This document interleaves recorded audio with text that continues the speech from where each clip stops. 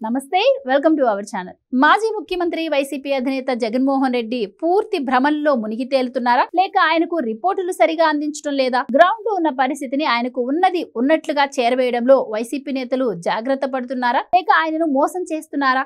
ఈ ప్రశ్నలే ఇప్పుడు YCP cadre ను వేధిస్తున్నాయి. అధికారం కోల్పోయిన నాటి నుండి జగన్ నోటి నుండి వెలువడుతున్న స్పీచ్లలో పదజాలం మారటం లేదు.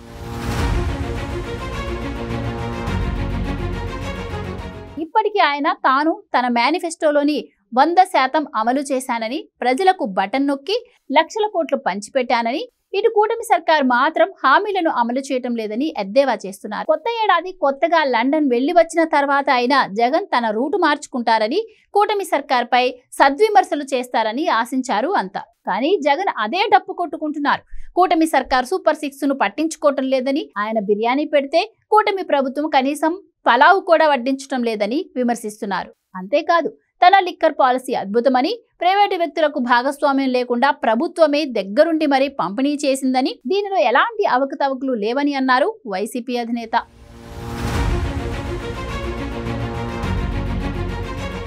ఈ వితండవాదమే జగన్ కు మైనస్ గా మారుతోంది.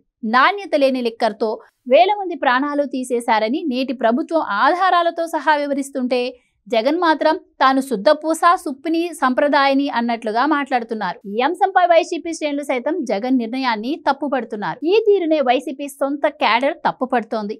నిజంగా ఏపీ ప్రజలు ఏం కోరుకుంటున్నారు? వారు ఆశిస్తున్నది ఏంటి? జగన్ ఇప్పటికీ ఆత్మావలోకనం చేసుకోలేదని అర్థమవుతోంది.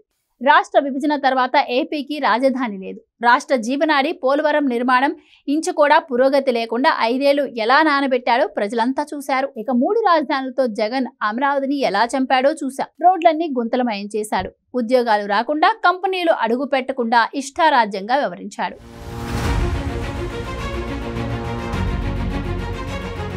ఇవే జగన్ కు కనీసం ప్రతిపక్ష హోదా కూడా లేకుండా చేశాయి. తాను కేసుల నుండి బయటపడడానికి, అధికారాన్ని సంపాదనకు కేర్ ఆఫ్ గా మార్చుకొని ఏపీని నాశనం చేశారు. ఇవే జగన్ ను అధికారానికి దూరం చేశాయి. ఇలాంటి అంశాలేవి జగన్ కు చేరలేదా?